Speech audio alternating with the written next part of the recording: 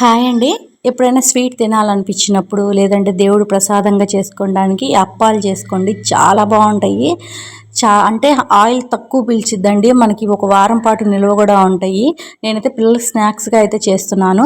ముందుగా ఒక బండి పెట్టుకొని ఏదైనా ఒక గుర్తుగా ఒక గిన్నె అనేది కొలత పెట్టుకోండి. నేను ఒక కప్పు 2 కప్పులు వాటర్ అనేది తీసుకున్నాను. అవి కొంచెం వేడెక్కగానే 1 కప్పు బెల్లం అనేది వేస్తున్నాను. ఏదైనా ఒక కొలతగా చేస్తే టేస్ట్ స్వీటు కరెక్ట్గా సరిపోతాయండి. నేను తీసుకున్న దానికి 1 కప్పు బెల్లం కరెక్ట్గా సరిపోయింది తీపి.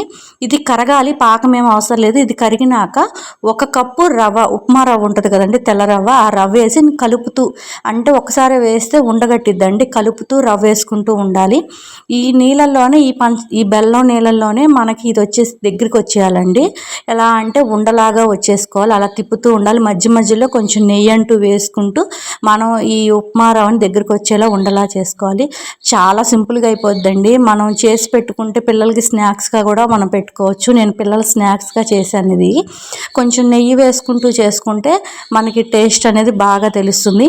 యాలకులు కూడా వేసుకోవచ్చు అండి. ఈ స్టేజ్లో నేనైతే యాలకులు వేయలేదు. చాలా సింపుల్గా అయిపోతుందండి. ఉప్మా రవ్వ అనేది మనకి ఊరకనే దగ్గర పడి ఉండలవుతుంది కాబట్టి కొంచెం దగ్గరకు వచ్చేదాకా ఇలా తిప్పుతూనే ఉండాలి. ఇదిగోండి, ఇంకొంచెం నెయ్యి అనేది వేసుకొని నేను దగ్గరకు వచ్చేదాకా తిప్పుతూ ఉన్నాను. ఇలా మనకి బాండీకి అంటుకోకుండా ఉండలాగా వచ్చేసినప్పుడు దీన్ని తీసుకొని మనం వేరే ప్లేట్లోకి అనేది తీసుకోవాలి. ఇదంతా సిమ్లో పెట్టుకొని చేసుకోవాలండి. హైలో పెట్టామంటే కింద అడుగంటిపోయి రవ్వ అనేది ఒక చాట ఎర్రగా ఒక చాట నల్లగానే వస్తుంది. అలా కాకుండా సిమ్లో పెట్టుకొని దగ్గరికి వచ్చేదా తిప్పుకోవాలి.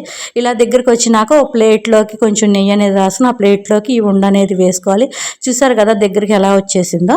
ఇప్పుడు దీన్ని ఇది అంటే ఆరకుండా ఉన్నప్పుడే మనం గెంటితో దీన్ని మెత్తగా అనేది నలుపుకుంటూ ఉండాలి. కొంచెం కొంచెం నెయ్యి వేసుకొని ఉండగట్టకుండా. అప్పుడు ఏంటంటే మనకి ఉండలు లేకుండా స్మూత్ ముద్దలాగా, అంటే మనకి గోధుమ పిండి మనం కలిపితే ఎలా చపాతీ ముద్ద వస్తుందో అలా వస్తుంది. కొంచెం ఆరిపోయినాక చేతికి నెయ్యి అంటూ రాసుకొని దీన్ని బాగా కలుపుకోవాలండి చపాతీ ముద్దల్లే.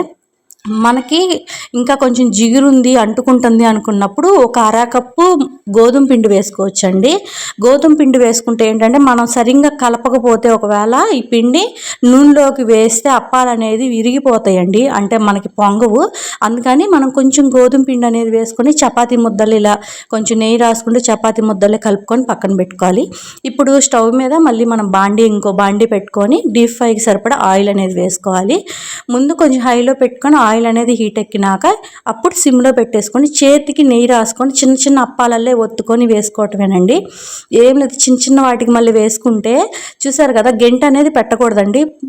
స్టవ్ అనేది సిమ్లోనే పెట్టుకోవాలి.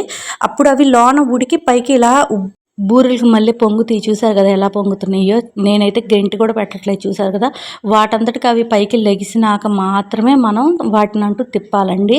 చక్కగా ఒకసారి చేసి పెట్టుకొని కూడా వేసుకోవచ్చు. నేను చేసినట్టు వేస్తున్నాను కాబట్టి కొన్ని కొన్ని కాలుతా ఉన్నాయి, కొన్ని పైకి వచ్చేసి ఉన్నాయి.